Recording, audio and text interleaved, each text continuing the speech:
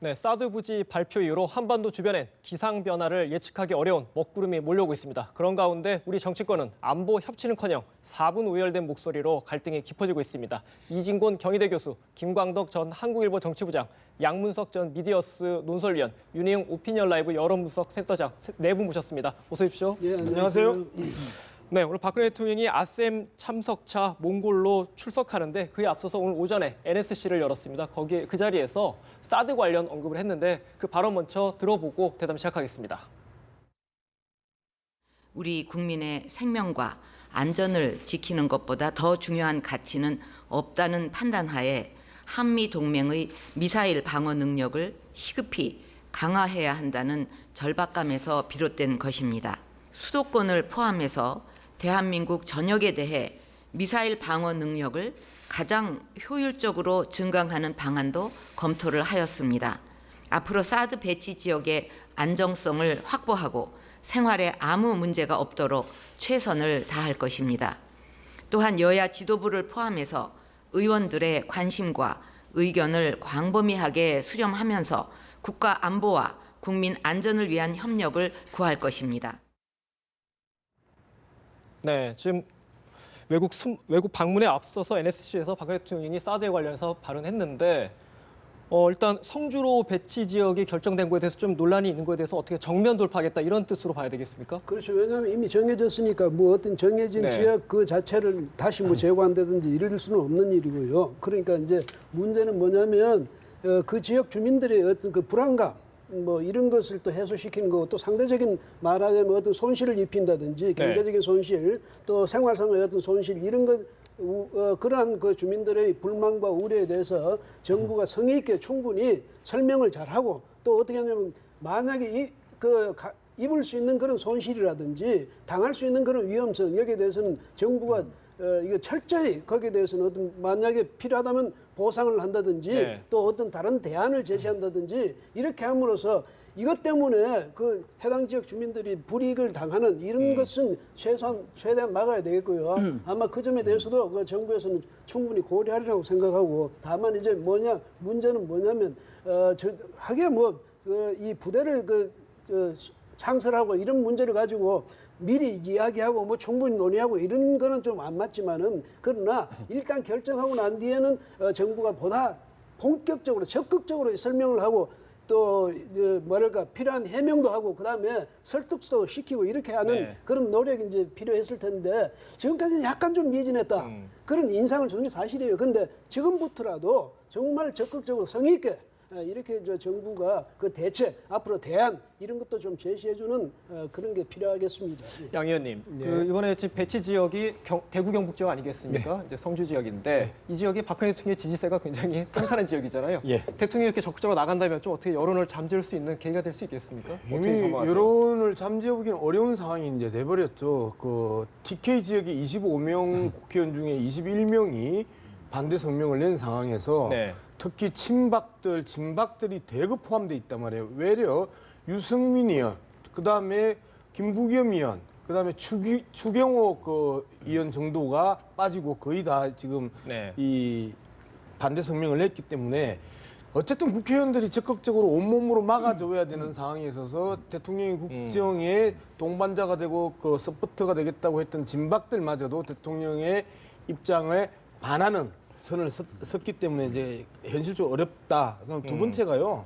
지금 그 대통령 이야기했던 국민의 생명과 안전을 지키기 위한 절박감이라고 표현했단 말이에요. 그렇죠. 그런데 군사 전문가들이 이번 그 성주에다가 사드를 배치했던 것은 사실상 주한미군 기지가 있는 오산과 평택을 방어하기 위한 이 배치다라고 네. 이제 설명을 한단 말이에요. 그러면 이 측면에서 박근혜 대통령이 많이 설명을 해야 됩니다. 자, 한중 외교, 한러시아 외교를 통해서 그 경제적 보복과 그 군사적 대응 위협을 받고 있는 상황이 돼버렸단 말이에요. 그다음에 국내 정치는 갈갈이 찢어져 버렸고 지역 간의 갈등은 극심하고 그다음에 성주군에서는 엄청난 반발을 일으키고 있는 이 모든 것들을 주한미군 기지 보호를 위해서 우리 한국이 다 뒤집어 써야 될 일이냐라는 측면들, 즉 국민의 생명과 안전을 위한 절박감이 아니라 주한미군 기지의 안전과 안보를 위한 결정 아니냐라는 비판들이 지금 본물 터지듯이 네. 터져 나오고 있는 이 문제부터 해결을 해야 된다라는 게 두 번째고, 마지막으로 대통령이 진작에 충분히 의견 수렴을 하고 끌고 갔어야 되는데 현재의 논의를 불필요한 논쟁이라고 이야기를 했단 말이에요. 불필요한 논쟁과 그다음에 의견 수렴은 완전히 상반되는 그 한 발언에 있어서 전혀 상반되는 발언을 하는 과정에 있어서 박근혜 대통령의 모습은 그 설득력이 많이 떨어진다라고 평가할 수 있겠네요. 양 의원님은 좀 비판적으로 평가하셨는데 김 부부장님 어떻게 보세요? 일단 그 오늘이라도 이렇게 전면에 나선 거는 네. 나서신 거는 뭐 좋은 모습이라고 보고요. 그동안 근데 분명한 거는 그동안 이 뭐 청와대뿐만 아니라 정부가 이런 사드 같이 국가 안보에 굉장히 중요한 문제를 그 국민들과 충분히 소통하지 못하고 충분히 설명하지 못한 점은 분명히 문제로 지적돼야 될 것 같아요. 그러니까 외교 안보에 관한 사항이니까 좀 비밀스럽게 진행될 수는 있지만 그러나 국회라든가 대언론, 대국민을 상대로 더 설명을 했어야 되는데 그런 게 분명 부족했다는 지적이 있고 그래서 오늘 나선 거는 그 야당에서 마침 오늘 그 우상호 원내대표가 대통령이 직접 국민에게 설명해야 된다라고 오늘 지적하지 않았습니까? 근데 오늘 뭐 대국민 기자회견은 아닙니다만은 그 NSC라는 걸 주체를 통해서 대국민 설명에 사실상 나선 거에 이제 시동을 건 거로 보이는데 왜냐하면 NSC 회의에서 장관들 해당 부처 더 전문가인 장관들 앞에서 지도를 직접 설명할 필요는 없거든요. 저 지도를 설명하는 거는 일종의 대국민 설명이라고 하는 건데 그래서 그러나 이제 앞으로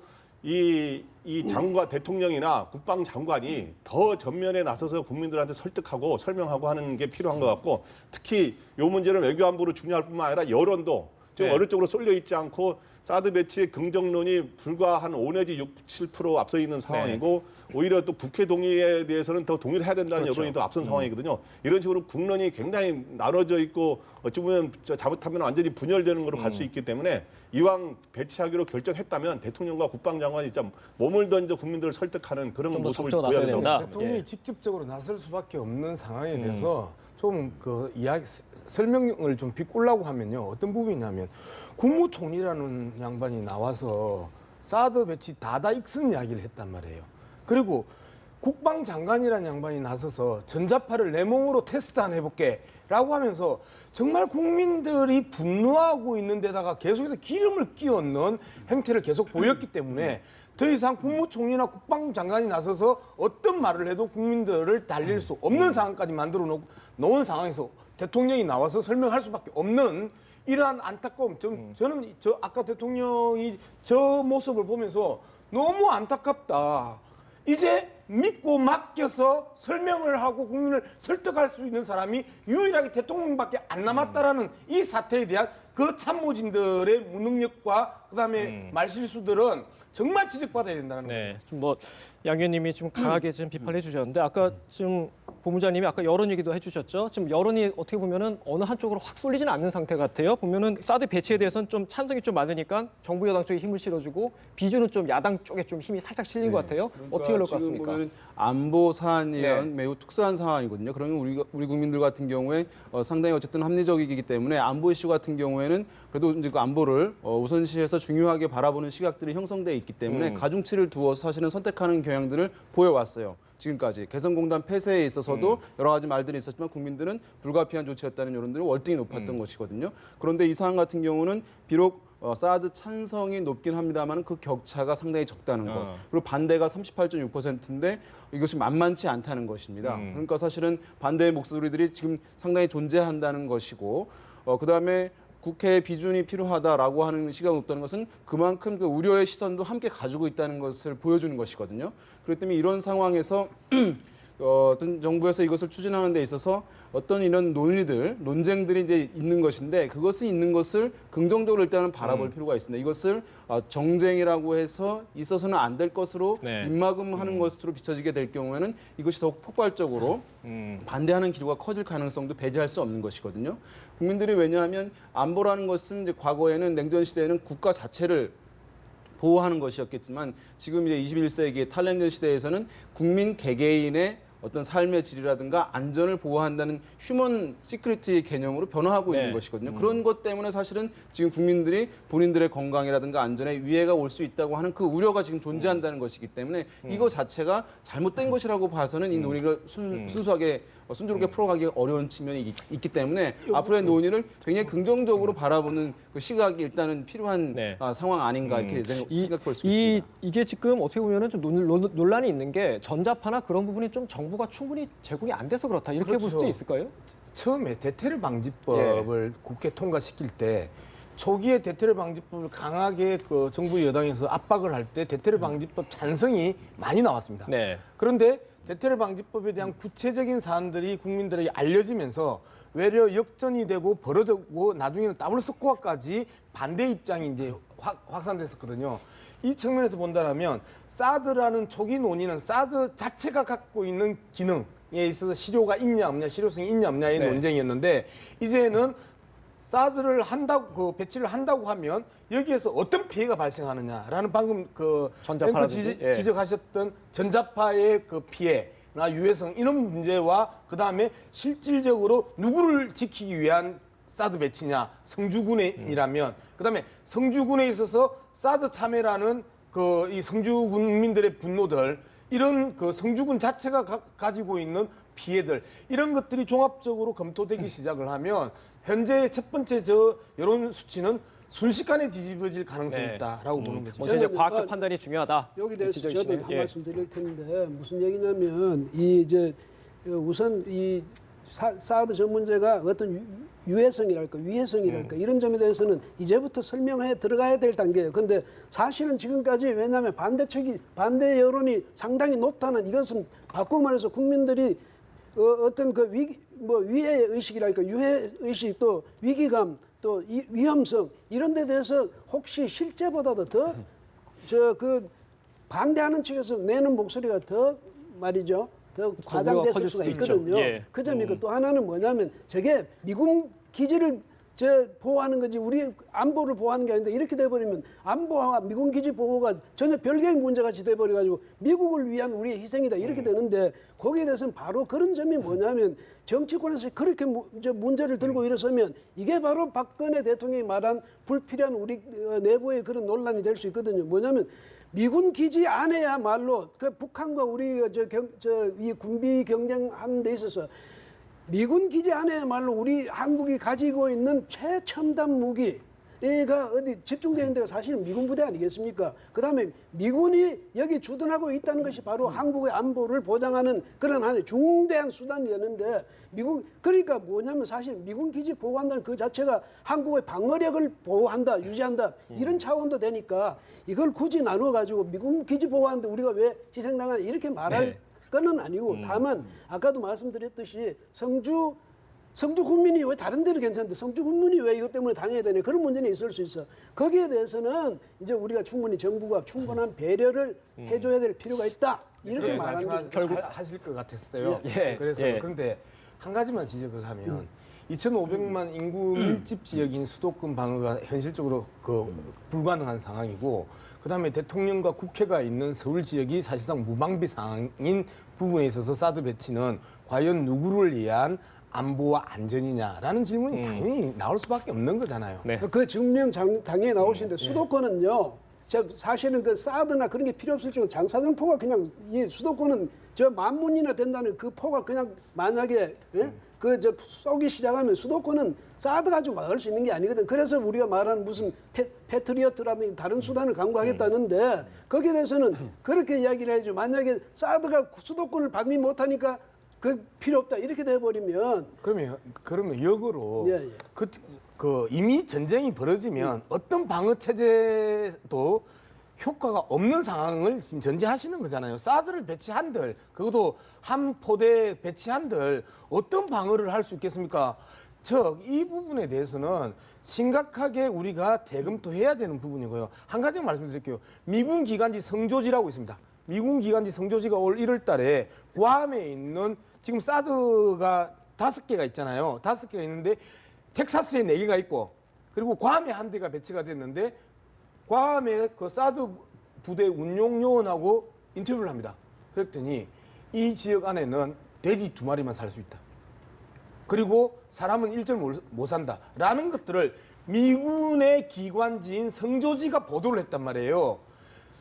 이 이야기를 들으면서 정말 저는 며칠 전에 교육부 그 국장이 민중은 개돼지라고 이야기했던 거나 사드 배치에 있어서의 그 고민들을 좀 다른데. 한마디만 그런 식으로 한마디만. 극단적으로 이야기하면 근데 아까 지금 거기에 개가 뭐 돼지가 탈 수 있다고 개돼지 비유하는 거를 갖다 붙이는 거는 좀 그건 좀 결이 다르기 논란이 있는 것 때문에. 같고. 그런 생각이 들더라고요. 아니 그러니까 그건 논란이 있는 것 같고 제가 차드에 대해서 지금 찬반 여론이 국민들 사이에 나눠져 있으니까 찬성이나 반대 입장을 분명히 밝힐 수가 있어요. 여러 가지 주장이 있을 수 있는데 그러나 이제 거기에는 일관된 입장을 논거를 택해야 되고 또 하나는 그러니까 예를 들어서 사드를 그 수도권을 제외한 거 아까 이 중남부 이전을 방어하는 거로 돼 있는데 그럼 수도권을 제외했느냐고 그랬는데 그러면은 수도권을까지 방어하는 거로 사드 지역을 지금 성주보다 더 윗지역에 배치하는 게 맞다고 생각해서 하는 건지 그런 일관성이 하나 필요하고 또 하나는 이게 이제 소위 레이더의 유해성 문제는 아까 말했지만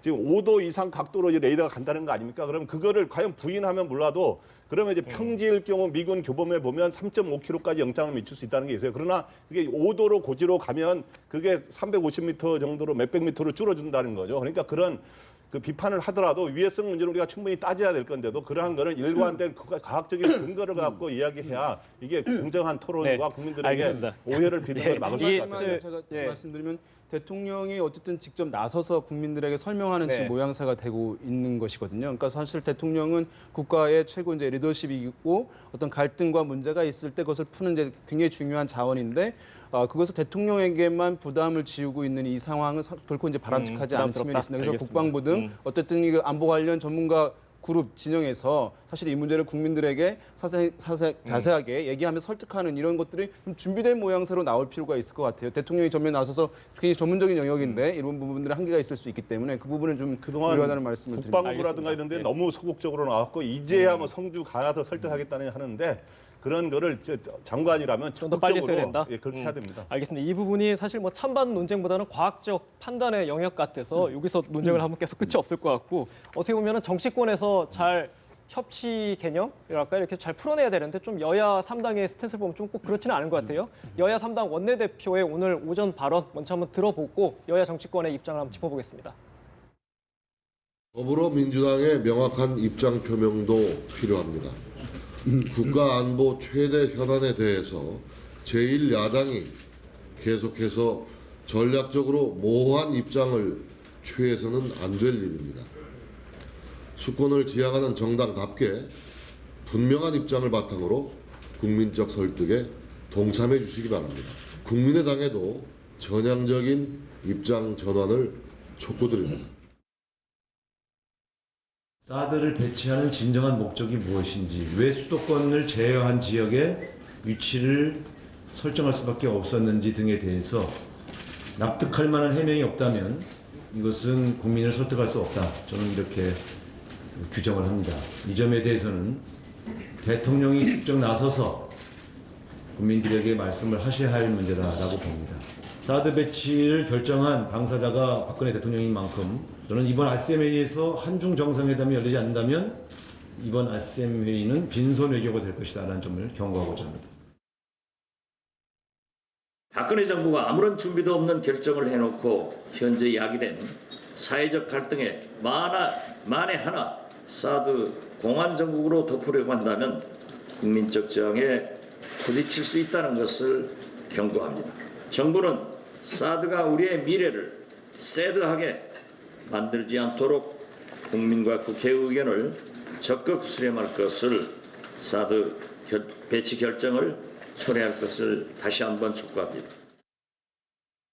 네, 지금 여야 3당의 입장을 보면 어떻게 보면 가장 뚜렷하게 명확한 쪽은 국민의당 같습니다. 일단 사드 반대가 명확하고 새누리당은 사드 찬성인데 TK 지역이 조금 애매한 상황이고요. 이중훈 교수님, 어떻게 보면 가장 난감한 쪽이 지금 더민주 같습니다. 당 안팎으로 좀 논란이 있는 애매한 상황이 처한 것 같은데 좀 어떻게 평가하십니까? 근데 이제 뭐 더불어민주당의 경우는 김종인 대표는 좀 이제 약간 저 어정쩡한 분이 그러니까 네. 뭐 이런 비준할 그런 성격이 아니다. 이미 뭐 돼 있는 것을 뭐 재검토할 수 있겠느냐 이렇게 해서 말하자면 약간은 이제 조건부 오히려, 찬성 비슷한, 예. 그런 정도고 문재인 전 대표가 말이죠. 이건 무슨 세 가지 그러니까 본말 전도다, 일방적인 결정이다, 졸속처리다 이러면서 재검토하고 공론화하라 이렇게 하는데 제가 생각할 때 제가 이제 문재인 대표 전 대표 측에 좀 약간의 의문이 생기는 것은 그동안에 뭐 하셨습니까? 그동안에 대안이 어떤 대안을 그걸 가지고 그 집권 때 어떤 대안으로 가지고 대응하셨는지 아니면 그 이후에 그때는 대안이 없었다면 그 이후에는 어떤 대안을 생각하셨는지 무조건 정부가 뭔가 결정하고 나면 대안 내놓으라고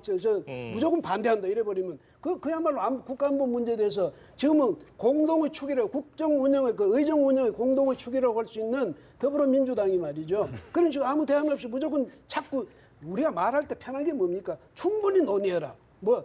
대안을 충분히 강구해라. 무슨 자꾸 공론화해라. 재검토해라. 뭘 재검토한다는 건지, 뭘 어떻게 해야 된다는지 야당이 거기에 대해서 이제까지 보면 이렇다 할 대안도 제시 못했어요. 그러면서 어떻게든 1994년에 제네바 합의 이후에 지금까지 20년 동안 그렇죠? 20몇 년입니까?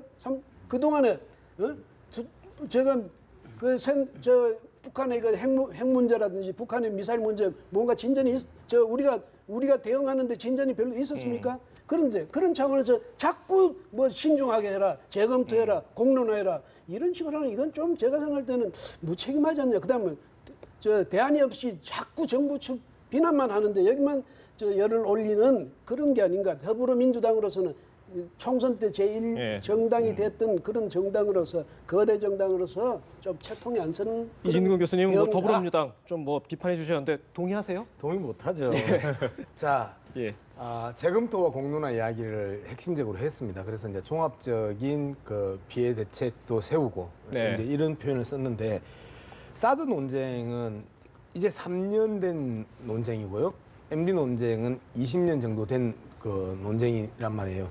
그러면 사드와 그 MD는 철저하게 정부가 다른 영역이다라고 선을 그었기 때문에 여기에서 MD 논쟁을 끌고 놓을 상황이 없다면 야당 입장에서 보면 그러면 3년 된 사드 논쟁에 대해서 무슨 대책과 무슨 그 대안을 내놓느냐 한 번도 제대로 된 공론화가 된 적이 없는데 이제까지 사드 논쟁의 공론화는요 사드라는 그 무기의 기능에 대해서만 이런저런 이야기들이 들어왔지. 그리고 이 사드를 배치했었을 때 오는 그 한중 관계, 한 러시아와 관계, 그다음에 경제적인 문제, 그다음에 대북한 그 압박에 대한 그 박근혜 정부의 유일한 대북 정책에 얼마만큼 훼손이 올 것인지에 대한 문제만 이야기해 왔지 실제 피해의 문제나 그다음에 지역의 문제나 구체적으로 거론된 적이 이번이 처음입니다. 아주 기습적이고 졸속적으로 결정된 상황에서 국방부도 대응 못하고 국무총리도 대응 못하는 모습들을 어제 오늘 보시지 않았습니까? 그런데 거기에다 대놓고 문재인 대표가 그 구체적인 대안을 못 내놨다고 비판하는 것은 좀 과하다라고 이제 생각합니다. 더민주의 몫이 아니라 박근혜 정부의 몫이다. 네. 그런 말씀이잖아요. 김광도 책임을 본장님 잘 회피해 가시는 것 같아요. 예. 예. 좀 반론이 있으실 것 같은데 어떻게 보세요? 예. 네, 그래서 저는 이런 외교 안보 이 현안에 대해서 뭐 진짜 협치까지는 아니라도 서로 상호 토론을 하고 대화하고 이렇게 하는 모습을 보여야 좋은데 이런 게 나올 때마다 여야 정치권이 이렇게 정치적인 접근 그리고 표를 너무 의식하는 접근을 하는 게 좀 안타깝고요. 각 지역들도 뭐가 나오면은 서로 반대할 수도 있고 찬성할 수도 있는데 얼마 전에 신공항 할 때는 전부 우리적으로 갖고 와야 된다 그러고 이런 거 할 때는 반대 부족한 데서 이런 게 나올 때마다 논란이 벌어지고 하는 게 있을 수 있는데 외국보다도 더 극심한 갈등과 대립으로 가는 게 참 안타까워요. 그래서 특히 이 3당에 대해서 여기서는 당론을 더민주가 못 정한 게 문제 아니냐 그러는데 제가 보기에는 이런 거에 대해서 꼭 당론을 또 정해야 된다는 데서 좀 벗어날 필요가 있는 것 같아요. 왜냐하면 이런 식으로 당에 딱 3당이 당론을 정하잖아요. 그럼 예를 들어서 국회를 동의를 요하느냐 안 하느냐 논란이 있을 수 있는데 만약 국회를 동의를 요한다 그러면 야당이 당론 딱 정하면은 이거는 만약에 더민주가 반대한다면 이미 표하기도 전에 끝나버려요. 당론을 정해버리면. 그래서 오히려 저는 저장적으로 해서 이런 외교 안보의 진짜 중요한 현안은 진짜 토론을 적극적으로 하고 그래서 크로스 보팅 개인의 양심에 걸어서 크로스 보팅해서 진짜 나라를 위하는 마음으로 해서 어느 쪽이든 간에 진짜 국민의 공정한 그 의견을 받아들이고 이렇게 해서 결정하는 게 필요하다고 보고 그런 측면에서 요즘 이 3당은 여러 가지 제가 뭐 예를 들어서 지금 굳이 비판하자면 새누리당 같은 건 일부 지역 의원들이 자기네 지역 내 지역은 네. 안 된다 하는 소위 님비 현상으로 나오는 측면이 있고 그다음에 서지 국민의당은 뭐 가장 선명하게 입장을 발표하고 있다면은 사실은 여러 가지 리베이트 오기라든가 이런 데서 벗어나기 위한 선명성 좀 이런 측면을 의식한 거 아닙니까? 좀 전략에 깔려 있는 그래서 거다. 예. 더민주 같은 경우는 지금 여러 가지 정치 입장에서 갈리고 있는데 이런 거를 진짜 한번 국민의 생명과 안전을 지키는 안보적 입장에서 한번 접근해 볼 필요 있는 것 같습니다. 본부장님 지금 TK 얘기를 좀 하셨는데 네. 센터장님, 지금 TK 쪽 민심이 어떻게 어느 정도로 좀 판단해야 되겠습니까? 이게 영향을 미칠 수 있는 수준을. 그러니까 뭐 안보 같은 경우 이제 안보 때문에 무엇을 해야 된다라고 네. 하는 것들은 이제 우리가 막연한 사실 두려움이거든요. 그렇죠. 그래서 이제 그것을 되게 이제 협조적으로 나올 수 있는데 이 지금 어떤 안전성 여부, 유해성 여부, 위험성 여부가 분명하게 국민들에게 설득되지 않은 상황에서 이제 이 시설이 당사 지역에 자기 지역에 이제 왔을 때는 이것은 이제 막연한 두려움이 아니라 실질적인 이제 피해. 에 이제 그 우려로 나타나는 것이기 때문에 실제적으로 그것에 대한 이제 반발들이 있을 수밖에 없는 것이고 그래서 지금 사실은 신공항 뭐 무산 문제와 더불어서 이 사드 배치 관련해서 TK 지역에서도 박근혜 대통령의 탄탄한 고정 지역 지지 기반인데 불구하고 상당히 이제 흔들리는 모양새를 뭐 보여주고 있습니다. 왜냐하면 실질적인 피해가 발생할 것으로 인식하고 있기 때문에 그런 부분들하고 그다음에 이것은 그 지역에 있는 이제 여당의 이른바 진박 의원들조차도 반대하고 있기 때문에 사실 그 여러 가지 그 지역 주민들도 명분이 있는 것입니다. 그 지역의 국회의원들이 그렇게 얘기하고 있는 것이니까 그런 면에서 봤을 때 지금 이 지역의 어떤 안전성 여부 문제 이것들을 설득하고 하는 과정들을 국회의원들이 해줘야 되는 부분인데 여당의 의원들이 지금 그 안에서 조율되지 않고 있는 네. 모습이기 때문에 이것을 단순히 이제 그 지역의 국민 유권자들 주민들이 반대하는 것을 이제 나무랄 수만은 없는 네. 그런 이제 상황이라고 볼 수 있겠죠. 알겠습니다. 이 지금 뭐 사드 이슈와 관련해서 여야 3당이 다음 주 19, 20일이죠. 화요일, 수요일에 긴급 현안 질의를 하기로 했으니까 다음 주까지도 좀 이슈가 계속될 것 같습니다. 여야 당 상황으로 한번 주제를 한번 돌려보겠습니다. 먼저 조금 주의 깊게 볼 부분이 새누리당인데요. 지금 전당대회 친박 비박 간 어떤 개파 대결 양상으로 흐르지 않겠느냐 이런 얘기가 계속 나오고 있습니다. 오늘 김무성 전 대표가 전당대회 2014년 7.14 전당대회 딱 2주년이더라고요. 네. 오늘 대규모 모임을 갖고 있습니다. 현재 지금 갖고 이제 막 시작을 했는데 네. 본부장님 지금 어떤 의미로 해석해야 되겠습니까? 일단 김무성 전 대표가 오늘 모임을 갖는 거는 대선 레이스 무대 본인이 네. 그 별명이 무대 아닙니까? 그 무대에 오르는 날이다라고 생각을 됩니다. 그러니까 총선 패배의 책임이 진박에 굉장히 많습니다만은 당시 당 대표여서 옥새 갖고 나른 거 갖고 논란이 됐으니까 본인도 이제 책임이 있는 상황에서 지금 이렇게 빨리 이렇게 대선 무대에 워밍업하는 무대에 오르는 게 바람직한 하는 지적은 충분히 있을 수 있고요. 근데 오늘 한 거는 크게 두 가지 의미가 있는 것 같아요. 이제 전당대회를 앞두고 이 본인도 어떤 개파의 수장 아닙니까? 비주류 그리고 비박의 수장인 셈인데 비박의 출신을 대표로 만들기 위해서 자기가 힘을 모아주는 그런 계기에 내가 역시 비박의 진짜 수장이고 뒤에서 몰아줄 수 있는 나다라는 걸 보여주는 이런 게 있고 그다음에 지금 현재 총선 패배 후에 약간의 명분이 약해지고 해서 뒤에가 좀 머물고 숨을 돌리고 있었는데 재충전을 어느 정도 마무리하고 레이스에 본격적으로 뛰어들게 하는 워밍업을 하는 차원이다 이렇게 보입니다. 요즘 뭐 당권에 어떻게 보면은 비박계의 마쿠 역할을 네. 뭐 좀 시상하다 이렇게 평가하셨는데 양무석 위원님. 예. 물론 이제 이런 시선이 굉장히 부담스러울 겁니다. 김무성 전 대표 같은 경우는. 그래서 공지에서도 이렇게 보냈어요. 불필요한 오해를 방지하기 위해서 현역 의원하고 당권 주자들은 참석하지 말아달라 이렇게 했습니다. 어떻게 해석하십니까? 네. 눈 가리고 아웅 한다고 이야기를 하는 거잖아요. 현실적으로 모든 평론가들뿐만 아니고 대부분의 언론들이 대선 출정식 뭐 이렇게 이야기를 하고 있는데 출정식까지 의미를 부여할 수 있겠습니다. 그 정도까지 의미를 부여를 해왔는데 본인만 아니라고 이야기를 하는 것 자체가 좀 그 어이가 없는 거고요. 근데 지금 고민이 많이 있을 겁니다. 비박계가. 친박계는 현실적으로 지금 친박계가 무너져버린 거잖아요. 네. 박근혜 대통령하고 친한 분들이 이번에 대거 사드 반대 성명에 나왔단 말이에요. 최경환 의원, 그다음에 조원진 의원, 대표적인 친박의 진박들이 사실상 반박 또는 뭐 어떤 언론의 표현을 하면 떼박을 했는데 이런 상황에 있어서 친박이 갖고 있는 결집력과 이데올로기, 소위 말하는 그 총선 전 과정을 관통했던 정체성에 대한 문제가 친박으로서는 무너져 버렸다. 그러면 개파로서 어떤 명분으로 친박을 묶어낼 것인가라는 측면에서 있어서 상당히 혼란이 이제 와버렸단 말이에요. 어제 오늘 사드 상황에서. 그랬을 때 비박은 여전히 비박인데 그 친박들이 결집할 수 있을까? 그러면 결집을 하지 않으면 비박의 후보들이 난립해도 가능할까? 허용할까? 이런 부분에 있어서 수학이 뒤엉키면서 오늘 내일부터 새로운 계산을 해야 된다. 전당대를 놓고도. 이런 상황을 우리는 한번 또 지켜봐야 될 것 같아요. 지금 뭐 대진표가 지금 새누리당 당권리 대진표가 아직 불명확하거든요. 물론 출마 의사를 밝힌 분들이 있지만 언론에서 정치평론가들이 모두 주목하는 인사들은 아직까지 고민하고 있습니다. 윤희용 센터장님, 그분들 좀 어떻게 정치를 결정하고 왔습니까? 지금 어쨌든 가장 주목되는 것은 친박의 서청원 의원이 이제 당대표에 도전을 하느냐 여부가 사실은 이제 가장 핵심적인 사안이라고 할 수 있겠고, 지난번 박근혜 대통령과 새누리당 의원들의 오찬에서의 이제 어떤 의미 있는 발언, 서청원 의원에 대해서 후배 의원들은 이제 지도하느라 애쓴다라고 하는 것들, 그러면서 이제 어쨌든 그 모양새는 이제 갈 가능성이 지금은 상당히 이제 높은 상황이라고 할 수 있겠고요. 사실 이제 어떤 현직 의원에 대해서 이제 출마를 이제 부탁하고 하는 모양새들이 만약에 출마할 마음이 없으면 그런 것조차도 사실 사전에 차단하는 것이거든요. 근데 그런 것들을 모양새를 보여주는 것은 일단 출마의 어떤 명분들을 좀 축적하고 있는 상황이라고 볼 수 있겠고, 지금 이제 어떤 여권에 쓸 수 있는 카드가 출마하고 있는 친박의 경쟁자들을 개각에 포함시키는 카드가 하나 있을 거고, 또 하나 이제 전당대회 룰과 관련해서 컷오프가 이제 적용되게 되었기 때문에 이제 컷오프를 통해서 자연스럽게 친박에서 후보 단일화가 이루어질 수 있는 것이거든요. 그런 몇 가지의 조치를 봤을 때는 어쨌든 서청원 의원으로 이제 한 명을 대표 주자로 내세워서 비박 주자와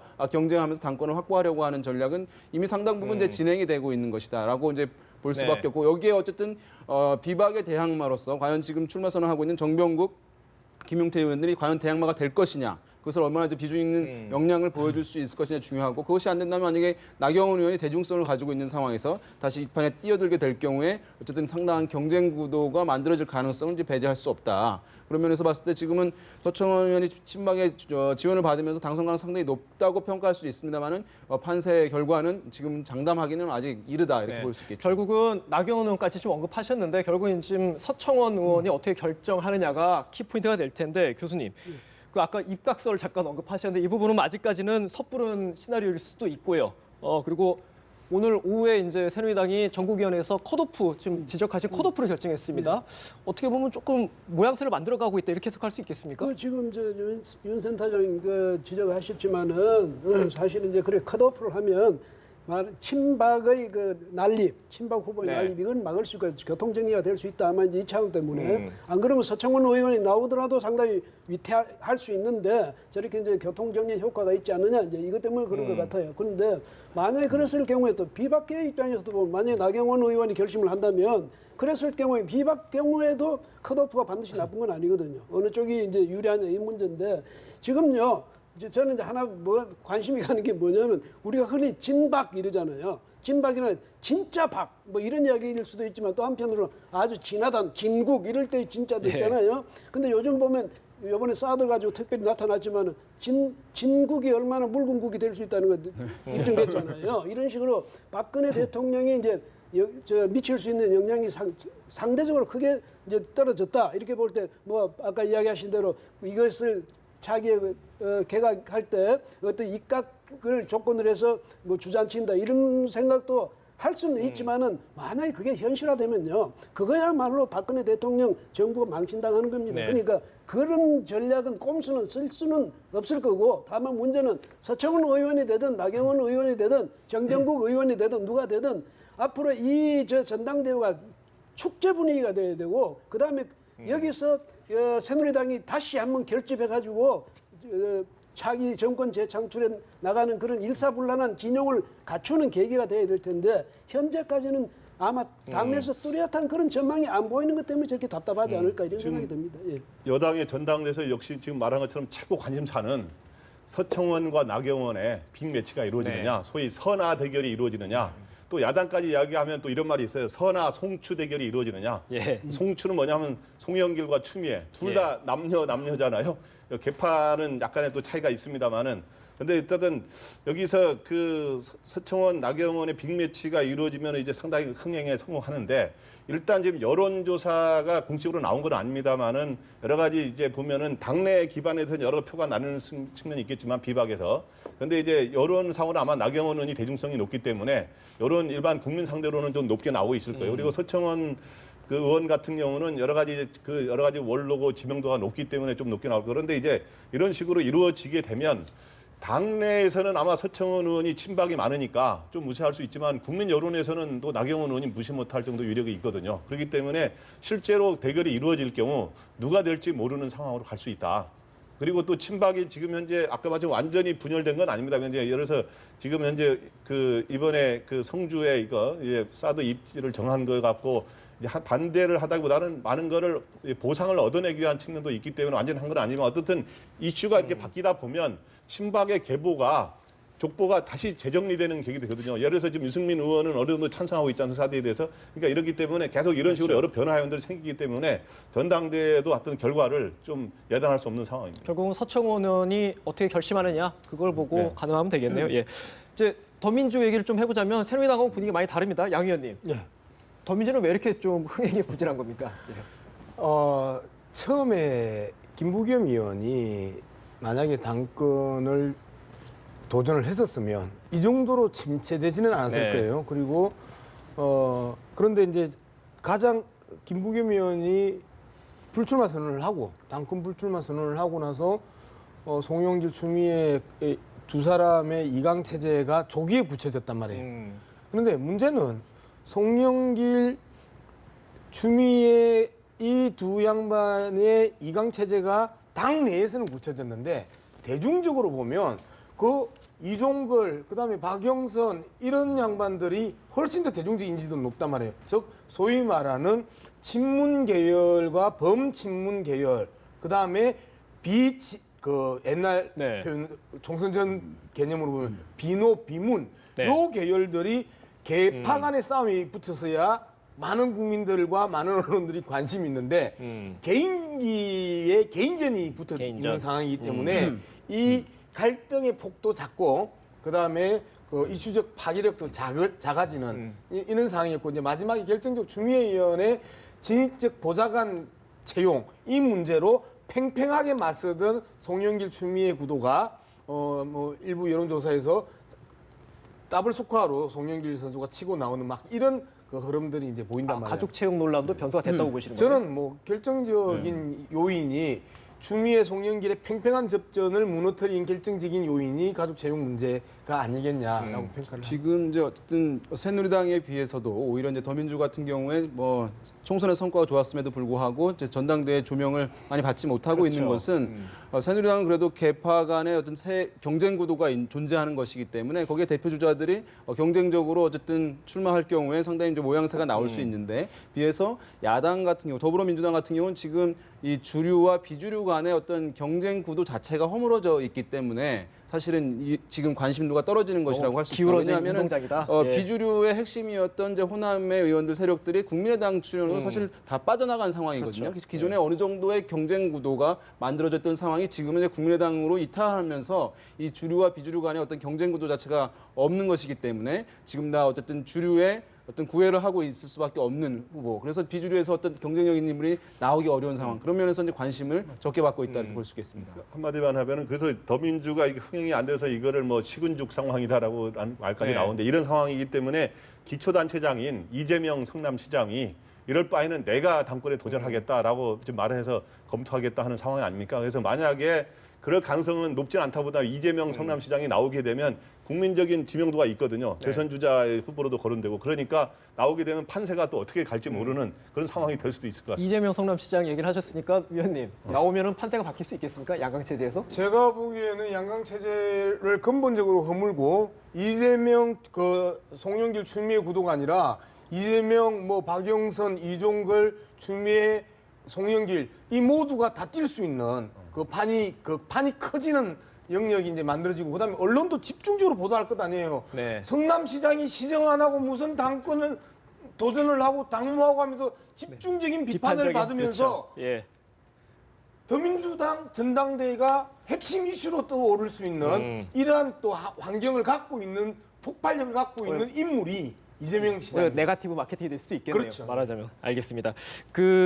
교수님 마지막으로 안철수 전 대표가 최근에 대뜸 트위터에 기득권 얘기를 올렸습니다. 그거 한번 좀 짚어주시죠. 어떤 의미일까요, 이게? 글쎄요. 그러니까 아마 이제 리베이트 문제 때문에 검찰에 좀 상당히 시달렸잖아요. 그리고 네. 국민적으로도 안철수 대표까지도 국민적으로 의심을 받게 되고 지금도 뭐 의심이 완전히 사라진 건 아닙니다만 이렇게 되니까 그동안 속을 좀 눌렸던 게 많은 것 같죠. 그래서 뭐 기득권이라기보다는 정권 측의 그런 어떤 검찰을 앞세운 이런 정당에 대한 압박 뭐 이런 것에 대해서 좀 억눌렸던 그런 억울함 같은 게 있는 것 같은데 근데 일부 언론에서도 보도했지만 뜬금없는 기득권 논쟁을 지금 시작한 거예요. 사드 정부에서 저 얘기를 해가지고 좀 그렇습니다. 그러니까요. 지금 뭐 사드 문제에 대해서 또 느닷없이 또 국민 투표하자고 나오고 말이죠.